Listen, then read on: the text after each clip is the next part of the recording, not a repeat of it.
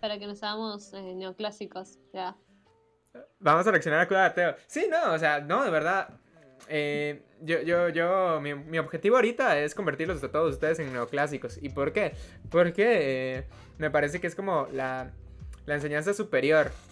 Y, y bueno, yo simplemente vengo aquí a un poco improvisar, por eso es una reacción. Y creo que cuando hablamos de tomismo y cristianismo, estoy bastante de acuerdo con muchas de las posturas que tiene Aristarchus.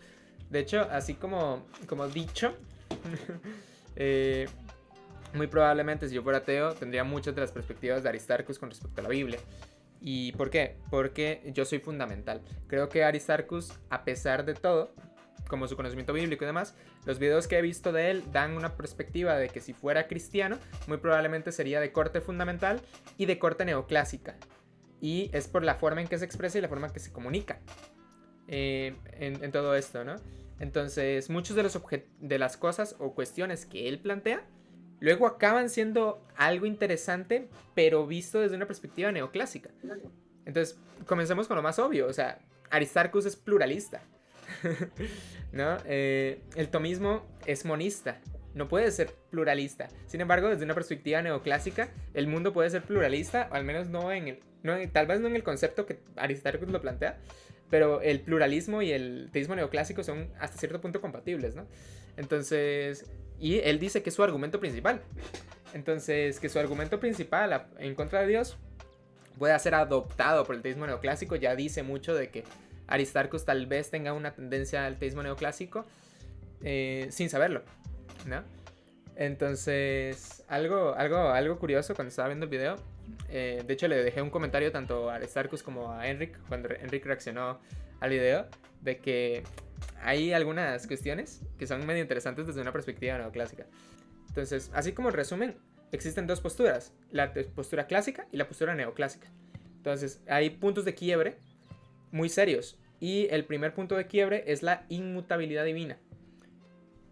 Inmutabilidad divina, ok, ok. Entonces, depende de lo que tú entiendas por inmutabilidad divina, vas a tener una u otra perspectiva. Si tú crees que no puede tener absolutamente ningún tipo de cambio, pero en ningún tipo de sentido, estamos hablando de una inmutabilidad fuerte. Y estamos hablando de teísmo clásico. En cambio, si nosotros decimos que Dios puede tener ciertos cambios, pero que no degraden a Dios, por ejemplo, hacerse feliz o entristecerse, o enojarse, o lamentarse, o cosas así, estamos hablando no de inmutabilidad fuerte, sino de inmutabilidad débil. Entonces, ahí es el punto de quiebre del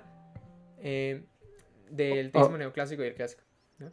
O sea que a lo que vos me definís como inmutabilidad en cuanto a Dios, ¿te referís a las características de las emociones, o sea, del cambio emocional que puede tener Dios? Ajá. ¿O estás hablando en general y solamente es un pequeño ejemplo que estás dando? Es una de las formas en que podría tener un cambio, pero hay otras formas. Por ejemplo, podría tener cambio temporal, transcurrir con el tiempo. Como uno de los versículos que dice, para Dios son como 1000 años como un día, digamos. No significa de que Dios esté por encima de tiempo necesariamente, sino que el tiempo transcurre diferente en él. Pero si transcurre el tiempo, está habiendo un cambio en el tiempo. Entonces hay mutabilidad temporal. Entonces, siempre y cuando Dios no cambie en el sentido amplio de la palabra, estamos hablando de teísmo neoclásico. Otra forma más fácil de verlo es por medio de las emociones. Si tú Claro. crees que Dios es capaz de enojarse, eres neoclásico. Si tú no crees que Dios sea capaz de enojarse, eres clásico. Si tú crees que Dios es capaz de alegrarse, eres neoclásico. Si tú no crees esto, eres clásico. Sin embargo, también hay distinciones un poco más fuertes y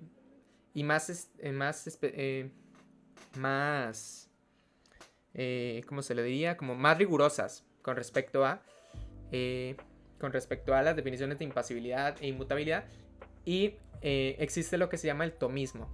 El tomismo es Sí. como llevar esto al máximo nivel, al siguiente nivel. Entonces, si el teísmo clásico dice que Dios es simple, el tomismo dice que Dios es simple e indistinguible. Le añade el indistinguible.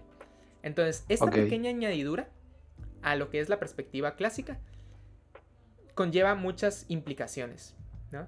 Entonces, tales implicaciones son las que al neoclásico le chocan. Una de las tantas implicaciones que tiene es que Dios no puede tener un motivo fuera de él para hacer las cosas. Entonces, todas sus relaciones tienen que ser de un estilo de solo para mí o alguna de mis partes de la Trinidad. Entonces, Dios tiene el amor pleno. Y esto es algo que tal vez a algunos no les haga tanto choque, pero a personas como neoclásicas sí que les hace choque. Y es que lo que cree el tomista, digamos, es que Dios es amor, pero solo se ama a sí mismo. Y todo lo demás son efectos de ese amor, ¿no? Entonces, el amor pleno lo tiene en sí mismo. Dios ama al Hijo y al Espíritu Santo, o Dios Padre ama al Hijo y al Espíritu Santo, y eso es todo lo que necesita Él. Entonces, nosotros surgimos como una consecuencia de ese amor Claro, que Él se está claro. teniendo, ¿no? Entonces, esto a prima facie no parece como algo raro. De hecho, no parece algo raro, pero la implicación es, entonces, ¿realmente Dios nos está amando?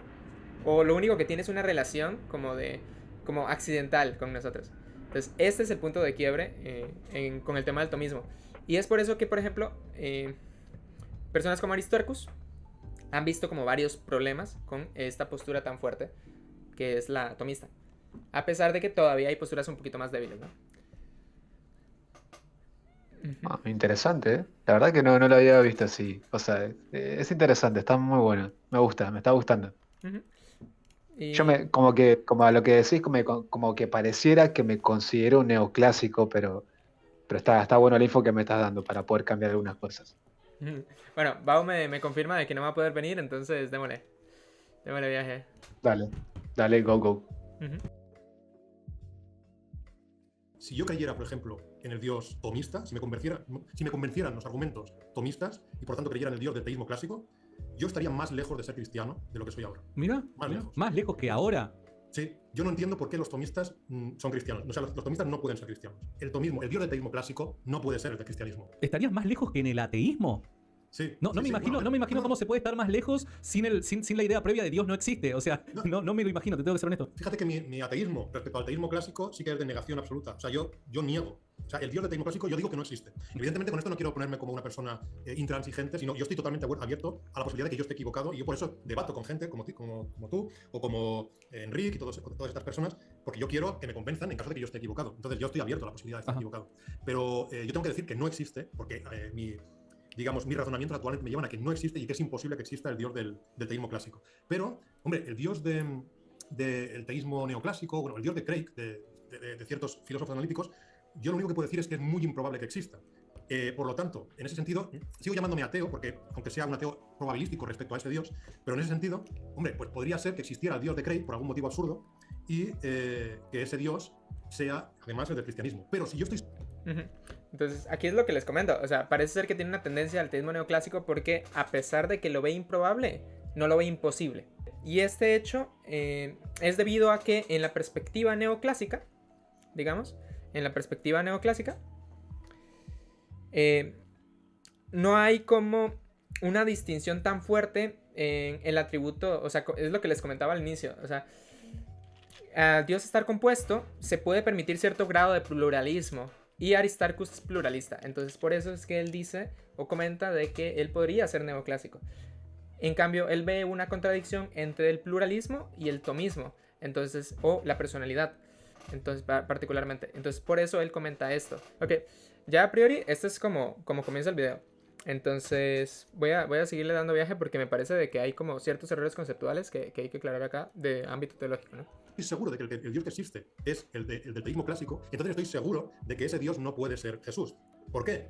Si quieres explico muy rápidamente. A ver, ¿por qué? Porque nunca lo había escuchado, capaz que tengo algo para decir, como capaz que no, muy probablemente no tenga nada para decir.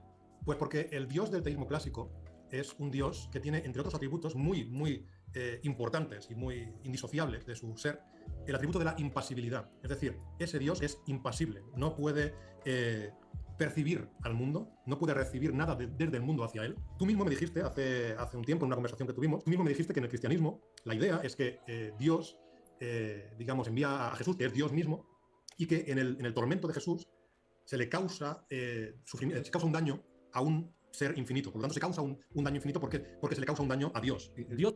Ok, aquí es donde sale el error del video. Entonces, es en esta concepción del daño infinito en donde está el error. Creo que, y entiendo por qué es que se hace esta distinción, pero antes de decir por qué este es el error, voy a comentar un par de cosas con respecto al tomismo. Y es que es cierto lo que Aristarchus comenta. El dios del tomismo es impasible. Entonces, el dios del tomismo es impasible. La cuestión y el problema aquí es que estamos hablando necesariamente en términos muy fuertes. Se requiere un daño infinito a un dios infinito. Y esta es la terminología que choca. Entonces, aquí el problema está en esta cuestión. Si nosotros definimos los términos como daño infinito ante Dios, requerimos necesariamente que la lastimada sea la naturaleza divina de Dios. Entonces, ya no podemos hablar de que haya un problema de contradicción entre que algo tenga dos naturalezas, como lo comentaba el video de Enric, porque Enric dice que el problema se soluciona apelando a dos naturalezas, y eso es cierto, pero no en estos términos. Hay que abandonar estos términos tan fuertes para poder solucionar este problema. Entonces, hay motivos fuertes bíblicos para hablar de que realmente se puede abandonar esta idea. Nosotros somos pecadores, y eso es cierto. Todos acá hemos pecado. Esa es la clave del evangelismo. Y ese daño es un daño infinito ante Dios, porque estamos haciéndole una falta a Dios. Esa falta, en el tomismo, digamos, no va a ser cambiar a Dios. O sea, a Dios no le importa si tú haces o no una falta. Pero el tema es que la falta está hecha ahí. Hay que solventar esa falta. Ahora, el cómo se solventa esa falta es el tema en cuestión. No podemos hacer obras finitas para solventar una falta infinita.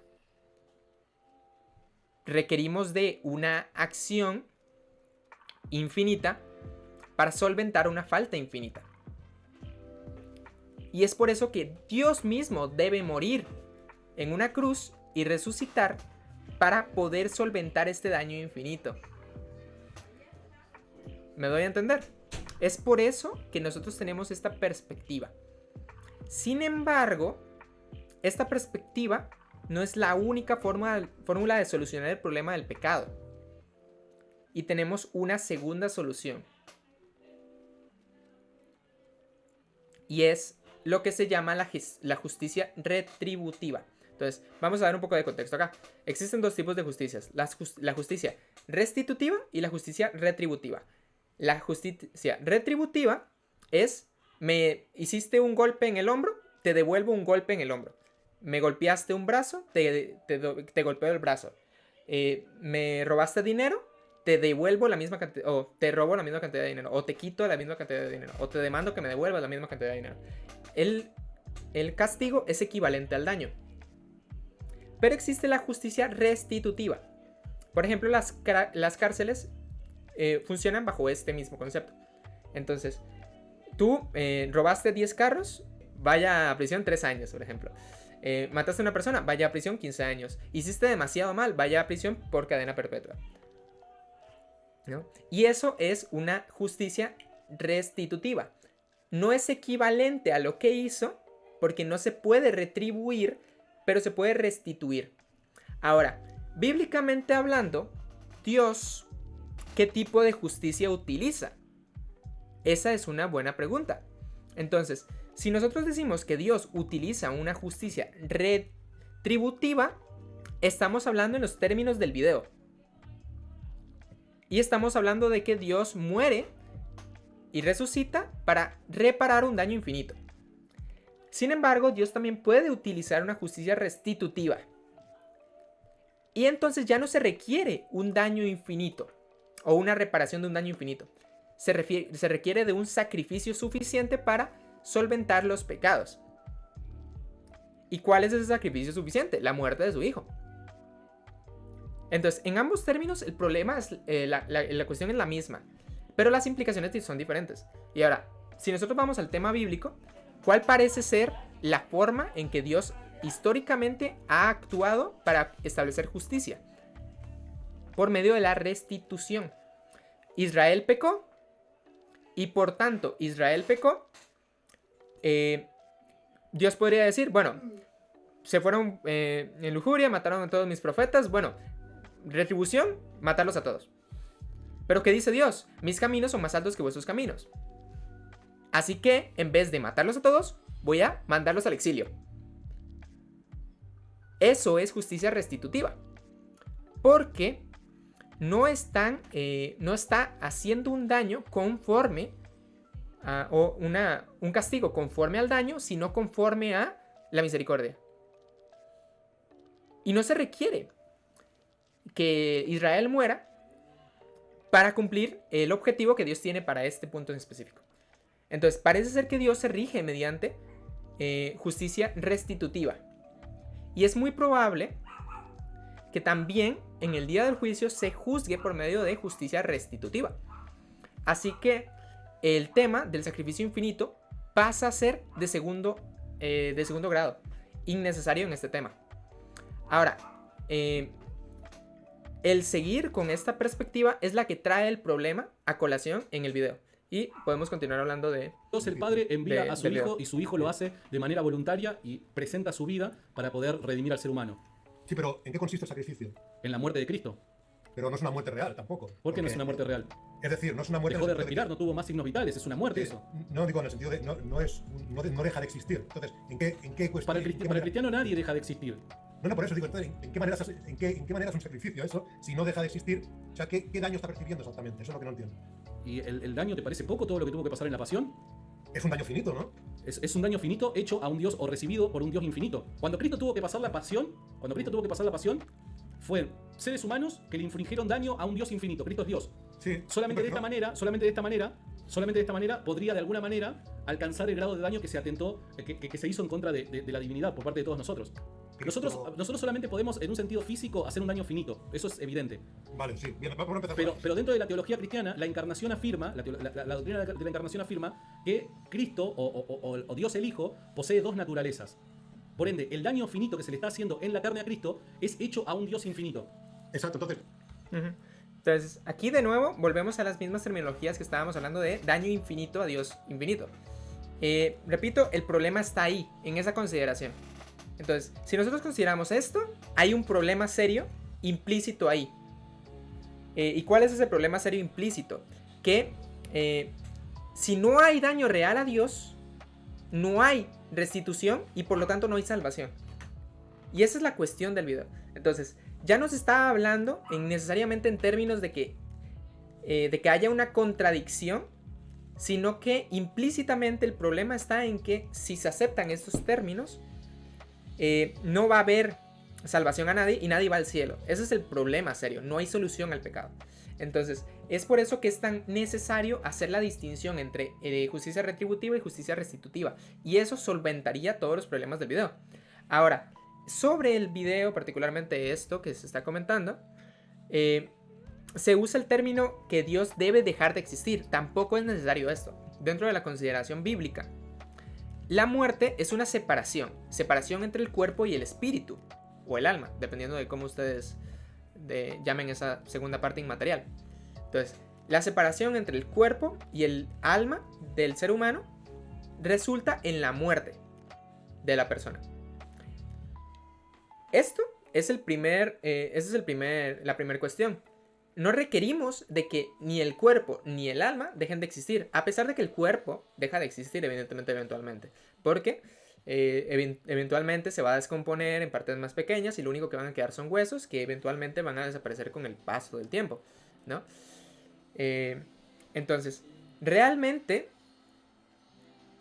esta separación es lo que provoca la muerte. Entonces, el hecho de que Jesús haya muerto no quiere decir que, como se hace ver en el video y con otros grupos de ateos que también lo han planteado de la misma forma, se hace ver como que para que Dios pueda salvarnos se requiere de un daño, o sea, que Jesús deje de existir o que Dios deje de existir. Esto es erróneo. ¿Y por qué es erróneo? Por esto mismo que les comento. Solo requerimos que el espíritu y el cuerpo se separen. Y eso es lo que ocurre cuando Jesús muere. Jesús en su carnalidad está encarnado y él muere en la encarnación. Suspira y su espíritu divino se separa de su cuerpo carnal y se va al Seol. Y es ahí donde estamos hablando de una muerte real en Dios. Entonces no requerimos de que Dios debe dejar de existir. Requerimos únicamente el hecho de que Dios se haya separado espiritual, o sea, espíritu y cuerpo. Y ahora podremos discutir si esto sigue siendo una encarnación. Pero eso ya es otro tema. Eso ya entraría en otra índole, de otra complicación. Pero yo creo que la solución es bastante sencilla. Evidentemente no podemos hablar de encarnación porque necesitamos cuerpo para que haya encarnación. Entonces podríamos decir, o la forma más adecuada de hablar de estos términos es Dios vivo está encarnado, mientras que el Dios muerto, o Jesús muerto en el Seol, podría estar encarnado en otros términos. Podría tener una parte o una posición física, pero no encarnado en carne. Entonces sigue siendo Dios, a pesar de que su cuerpo esté entre comillas, separado de ahí. Entonces el sacrificio sigue estando presente. Y esa es la clave. Dios sufre un daño infinito infligido por las personas. Ese Dios es lógicamente imposible que sea el del tomismo. Es decir, el ser infinito que afirma el tomismo es un ser que no puede padecer nada, porque es un ser inmutable, por lo tanto su ser no puede verse afectado por nada, no puede verse modificado en ningún sentido, y cualquier cosa externa no puede afectarle. O sea, tú pregúntale a Agustín Echevarría, o sea, no me creas a mí, tú pregúntale al doctor Agustín Echevarría, pregúntale a Dante Urbina, el Dios del teísmo clásico es, por definición, impasible. O sea, no le afecta nada de lo que hagamos nosotros. Nada de lo que haga el ser humano puede tener ningún efecto en Dios. Lo explico así, o sea, nada causado por mí puede tener un efecto en Dios. Esta afirmación me la suscribe Agustín Echevarría, me la suscribe, o sea, me la acepta Dante Urbina. Nada que yo haga afecta a Dios. Solo Dios me afecta a mí. O sea, Dios afecta al mundo, Dios causa al mundo, pero nada que pase en el mundo tiene efectos en Dios. Dios es impasible. Por ejemplo, la impasibilidad divina. La impasibilidad, la imposibilidad de que Dios padezca o sufra nada, ¿no? Solo puede sufrir o solo puede padecer aquello que es compuesto, ¿verdad? Por lo tanto, si Dios no fuese simple, no sería impasible. Entonces, es imposible causarle daño a ese ser infinito, y por lo tanto, ese daño infinito del cristianismo no puede darse en el Dios del teísmo clásico. Ven, aquí es donde les comento que está utilizando estas terminologías y es aquí donde está el problema de nuevo. Es cierto lo que él comenta.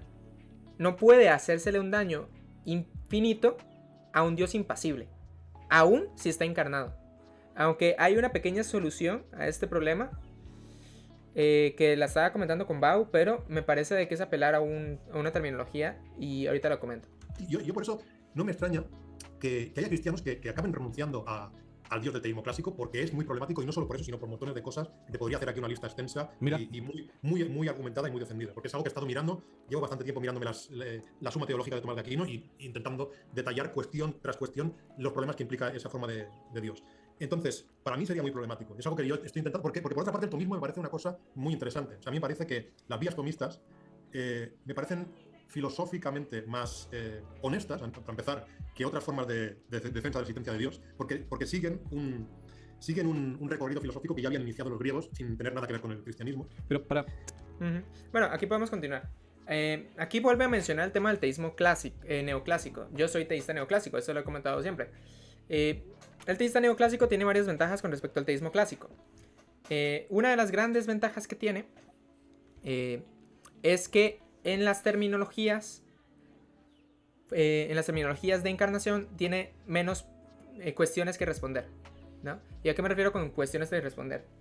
El problema de la encarnación, o lo que choca con la encarnación, es que un Dios infinito, bueno, Dios infinito no, Dios impasible adquiere una naturaleza pasible, que un Dios atemporal adquiere una naturaleza temporal, un Dios inmutable adquiere una naturaleza mutable, etcétera, etcétera, etcétera. Y esto se le ha denominado el misterio de la encarnación. El misterio de la encarnación es una cuestión que viene a raíz de este problema. Cómo un Dios tan grande puede manifestarse o encarnarse en un ser finito, ¿no? Sin embargo, desde la perspectiva neoclásica se da una respuesta un poco bastante diferente. Ya que en la perspectiva neoclásica, Dios no es impasible, Dios no es atemporal y Dios no es, ¿cómo se diría?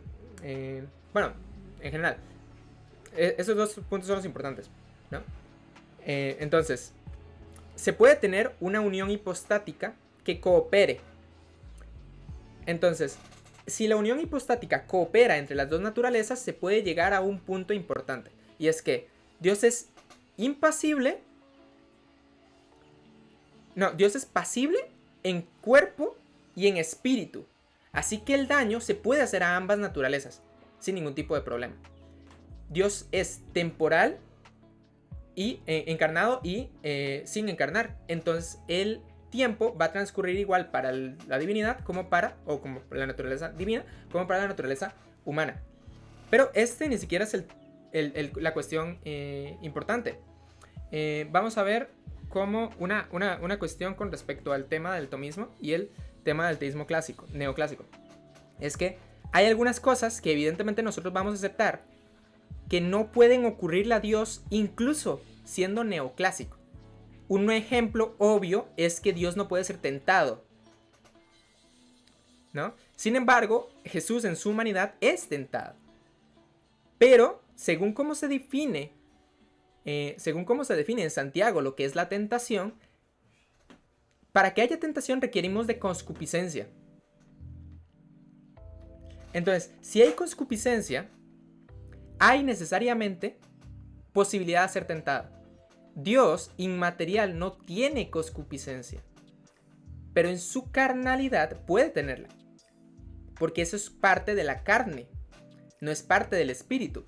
¿Y por qué podemos decir eso? Porque el muerto no tiene necesidad de nada, valga la redundancia. Es la concupiscencia carnal la que provoca que esto sea posible. Entonces, el teísmo neoclásico tiene una naturaleza que coopera, una naturaleza divina que coopera con la naturaleza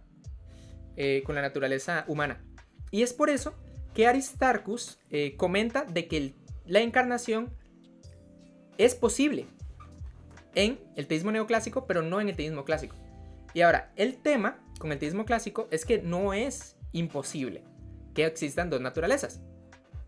Si hay dos naturalezas, Dios puede ser pasible e impasible. Dios puede ser temporal y atemporal, y eso no traería ningún tipo de problema. Sin embargo, para el debate teológico sí que trae problemas.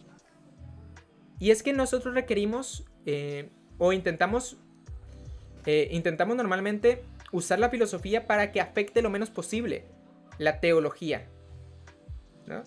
Entonces, si nosotros hacemos esta distinción de que Dios tiene dos naturalezas y una ocurre algo y en la otra no resulta afectada por ningún tipo de cuestión, entonces sabemos una cuestión, es que hay divisibilidad entre ambas naturalezas, ¿no? Y si hay divisibilidad entre ambas naturalezas, traemos un pequeño problema. Y es que, por ejemplo, cosas como la Theotokos es imposible, ¿no? Porque para la Theotokos requerimos que haya indiscernibilidad. La Theotokos es María, Madre de Dios, por si alguno no lo sabía. Entonces, eso afecta, o esa respuesta afecta el debate teológico. Entonces, en vista de que el debate teológico debe mantenerse igual, no podemos optar por este tipo de respuestas filosóficas. O debemos priorizar las respuestas teológicas. Entonces, de nuevo, es por eso que nosotros requerimos, en vez de hacer la distinción entre de que es posible tener una naturaleza en estos sentidos, optar por rechazar la idea de que necesitamos un daño infinito.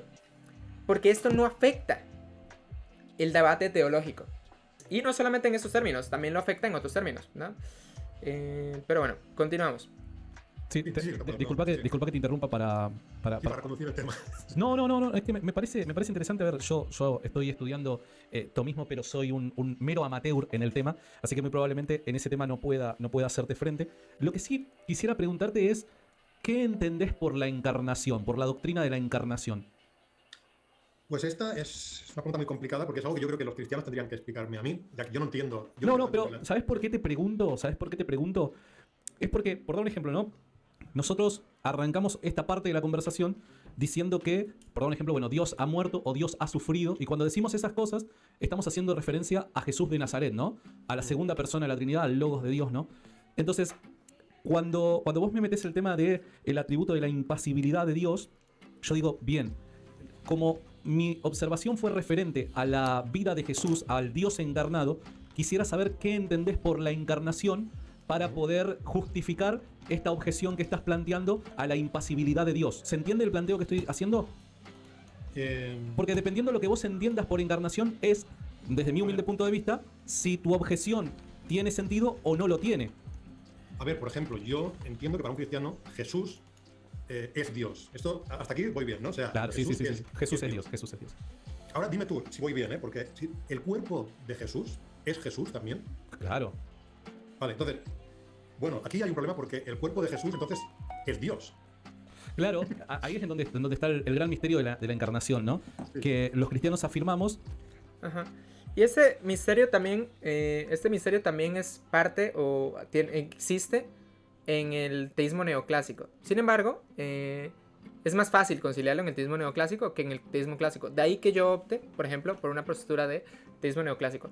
Aunque no necesariamente hay un problema en apelar al misterio. O sea, hemos apelado al misterio en muchas otras situaciones. Entonces, no es como problemático como tal apelar al misterio. Nada más como aclaración. Y John Constantine me escribió ahí algo. Jesús era también humano.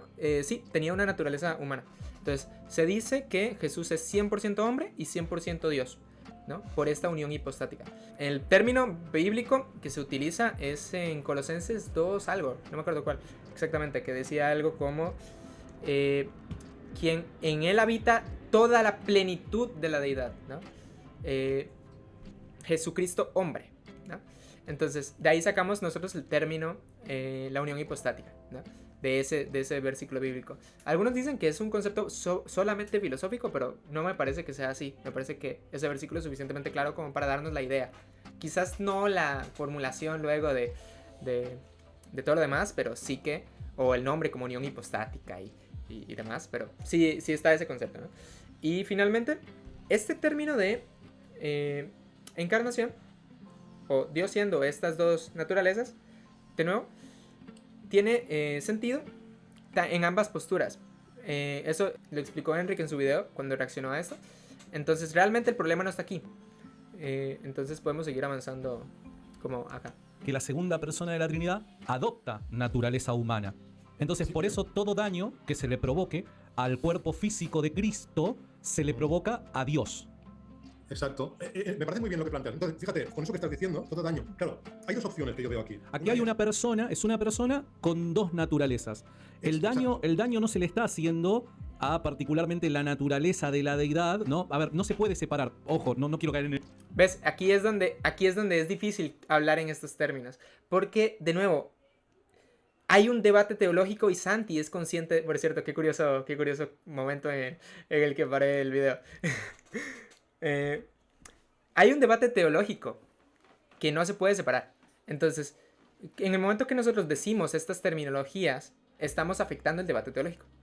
Entonces, por eso es que a Santi le cuesta hablar en estos términos, porque en el fondo estos términos son problemáticos. Por eso es que, de nuevo, preferimos optar por rechazar la primera premisa de que el daño infinito es necesario, ¿no? Energía. No es que se pueden separar ni nada por el estilo. Pero aquí hay, por eso es que le llamamos misterio, ¿no? Aquí hay un Dios encarnado y su sufrimiento, padecimiento, dolor es propio de haber adoptado una naturaleza humana. Entonces, Él vive nuestras debilidades, Él sufre nuestras penas. Este es otro término importante, porque en el teísmo neoclásico nosotros decimos que Dios no puede tener temor, por ejemplo, o cosas como que hay ciertas emociones que Dios no podría tener, aunque eso no es del todo cierto. Hay ciertas emociones que Dios no podría tener, pero luego Jesús parece tener estas emociones en la carnalidad. Y esto es cierto. Parece ser que hay cosas que uno no esperaría en Cristo humano, pero que sí esperaría en el Dios neoclásico o en el teísmo neoclásico. Hay una cuestión sencilla, y es que Jesús no pierde racionalidad. Entonces, cuando nosotros hablamos de las emociones, no hay ningún problema en tener emociones. El tema es que las emociones nublen el juicio. Por eso es que la Biblia dice, airaos, pero no pequéis, por ejemplo. Ese es el tema, y esa es la cuestión. Por ejemplo, cuando Jesús teniendo, entre comillas, miedo antes de ir a la cruz y diciendo, hey, pasa de mí esta copa, ¿verdad? Eso es técnicamente cierto. Jesús ahí pues está pareciendo tener una emoción que el teísmo neoclásico no debería tener. Sin embargo, es importante de hacer esta distinción. Jesús era racional incluso con miedo. Y esta es la clave. Entonces, si Dios o Jesús tiene miedo porque la situación lo está ameritando, aunque podemos discutir ya de plano de que realmente tenga miedo, pero ese no es el tema. Supongamos de que sí tenía miedo. Si realmente Jesús tenía miedo antes de ir a la cruz y la cuestión lo está superando, lo normal en un humano que es que esto lo haga debilitarse a tal punto de abandonar. Y ahí estaríamos hablando de un pecado. Y ahí estaríamos hablando de una debilidad. Pero incluso con miedo, ¿qué es lo que dice Jesús? Jesús dice, bueno, si pasa de mí esta copa, pero hágase tu voluntad, ¿no? Entonces, esa racionalidad es propia de alguien que tiene ¿cómo lo explico? Que tiene pasibilidad, pero que tal pasibilidad provoca una emoción neutral. Y eso es lo que nosotros requerimos en el teísmo neoclásico. No requerimos que existan todos los tipos de temores, todos los tipos de desamoríos, todos los tipos de emociones en general, sino que solamente aquellas que permitan que la racionalidad se mantenga. Y como Jesús sigue siendo racional a pesar de sus emociones, de nuevo estamos en la misma cuestión. Ambas naturalezas cooperan juntas para continuar, ¿no? Y esa es una de las ventajas que tiene, de nuevo, el teísmo neoclásico. Da una mejor explicación a lo que es la encarnación. Es en ese sentido cuando yo digo de que Dios ha sufrido, que Dios ha llorado, y tengo que ser honesto, y perdón, no quiero romantizar un debate acá, ¿no? Pero por eso es que cuando a mí me preguntan cuál es el pasaje bíblico que más te gusta, es el pasaje del Evangelio de Juan cuando dice Jesús lloró, ¿no? Y aquí podemos ver uno de estos momentos donde la emoción parece ser que no es propio de Dios, porque nosotros no nos imaginamos a Dios llorando, pero el lagrimear es una parte que viene meramente de la carne. Dios no es materia para tener lagrimales. Entonces la idea de llorar es meramente algo propio de la carne, de la carnalidad. Eso no tiene ningún tipo de relevancia en Dios, porque Dios no tiene lagrimales para llorar. Entonces no hay ningún problema con que Jesús llore. Eso no trae ningún problema a si Dios es pasible o impasible. Aquí estamos viendo a la deidad como mostrando esa empatía con el sufrimiento humano y padeciendo las mismas debilidades que los seres humanos, pero padeciendo a raíz de que se ha encarnado. Si no hubiese estado encarnado, dicho sufrimiento no podría haber sido provocado, evidentemente. Claro, lo que pasa es que yo veo dos opciones y las dos creo que son problemáticas. Una es que, como tú dices, porque esto me lo han planteado también, ¿no? Eso que has dicho tú de que el daño se le hace a lo mejor a la naturaleza humana de Jesús, pero en ese caso, a lo que se le está haciendo daño es a un cuerpo humano y por lo tanto finito. Si a lo que se hace daño, en cambio, es a la naturaleza divina, entonces sí que sería infinito, pero paradójicamente esa es a la que no se le puede hacer daño. Es decir, a la que se le puede hacer daño, a una cosa, a un ser humano se le puede hacer daño. Lo que pasa es que no se le puede hacer un daño infinito, porque si es un cuerpo físico, es un cuerpo finito. Ok, aquí es buen momento para comentar lo que les iba a comentar antes o que les debo. Existen lo que se llama relaciones Cambridge. Es como una especie de carta. Es como una especie de carta del triunfo para el tomista, porque puede solucionar muchos problemas apelando a una propiedad que se llama las propiedades Cambridge. Entonces, las propiedades Cambridge, ¿cómo se dice? Tenemos relaciones nosotros. Llegó la unción en el debate. Tenemos o podemos relacionarnos entre nosotros. Entonces, hay tipos de relaciones que pueden o no afectar personas, pero hay relaciones que tienen relevancia, ¿no? Vale la redundancia. Entonces, si yo veo un árbol, hay una relación ahí. La relación de yo estar viendo un árbol. Pero el único afectado soy yo. El árbol no se ve afectado. Yo estoy viendo el árbol, pero el árbol no cambia. Y yo, en mi humanidad, puedo verme cambiado porque mi conocimiento sobre que yo estoy viendo un árbol está cambiando. Pero el árbol no se ve cambiado. En ningún sentido. Y ahí está la cuestión y la clave importante, ¿no? Ahora, volvemos a esta idea. Supongamos de que Dios en la carnalidad se ve afectado y Jesús muere. Entonces Dios impasible no se ve afectado. Sin embargo, se puede ver afectado por una relación Cambridge. Y si esa relación Cambridge es real, entonces puede existir posibilidad de que haya un daño infinito. Sin embargo, hay un problema y de nuevo, este problema viene a raíz de no rechazar el tema con el daño infinito, sino de aceptarlo. ¿Y cuál es este problema que se comenta? Si esto ocurre, estamos hablando de una solución al daño infinito infligido a Dios. Sin embargo, ¿para qué queremos añadir más daño infinito a Dios? Todo lo contrario, queremos un sacrificio infinito. Entonces, la propiedad de sacrificio solo se puede dar en términos de que el sacrificio sea un sacrificio de otro estilo, no Cambridge. Entonces, en el momento que añadimos una premisa Cambridge, estamos añadiendo daño, pero no retribución. Y como no estamos añadiendo retribución, seguimos en el mismo problema. Por eso optamos por mejor rechazar la primera premisa o por optar por un teísmo neoclásico. El propiamente divino, a la naturaleza propiamente divina, es a la que no se le puede hacer ningún daño porque es inmutable, porque no puede percibir nada. Es que, a ver, el que está recibiendo el daño en todo caso es la segunda persona de la Trinidad. Bueno, pero entonces no es un daño infinito. Pero la segunda persona de la Trinidad es Dios. Entonces no puede recibir ningún daño, porque Dios, como ser subsistente, no puede recibir ningún daño por parte del mundo. Pero nuevamente, está bien, pero lo que a mí me parece que como que estás pensando en Dios como, a ver, no me sale quizás la palabra correcta, es como que es muy, al menos para mí muchas veces es muy difícil hablar de Dios en estos términos, ¿no?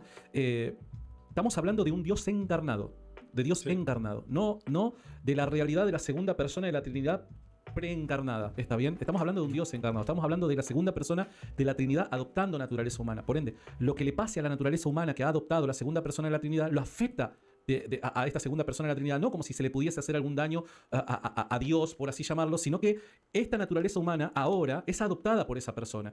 Es a raíz de eso que... Y aquí, si bien técnicamente no hay nada incorrecto, aquí Santi se vuelve neoclásico, curiosamente. Y es porque las terminologías que están utilizando son las que se usan en el teísmo neoclásico. Porque la idea de que Dios adopte un cuerpo y coopere con ese cuerpo es la idea que le estaba planteando yo sobre el teísmo neoclásico. Entonces, si bien todavía se pueden adoptar en el teísmo clásico estas terminologías, tienen más sentido desde el teísmo neoclásico, ¿no? Se cree que Dios ha sufrido y podríamos ir más, ¿no? Dios ha muerto. La naturaleza de Dios no se puede extinguir, pero el cristiano afirma, o muchos cristianos, porque hoy por hoy ya algunos no lo hacen, dice Dios ha muerto. ¿Pero por qué? Porque evidentemente el cuerpo ha muerto y como el cuerpo ha sido encarnado por la segunda persona de la Trinidad, lo que le pasa a esta segunda persona. Sí, pero a ver, nuevamente, es que no le está pasando a un ser, o sea, o le está pasando a un ser infinito o no le está pasando a un ser infinito. Hay una de las dos opciones. Tú dices, este ser infinito es la persona. Es la persona física, el cuerpo físico. No, es la persona, independientemente de la naturaleza en sí. Evidentemente, a partir de la encarnación hay una naturaleza humana que esta segunda persona de la Trinidad adopta, pero no requiere para ser persona adoptar cuerpo.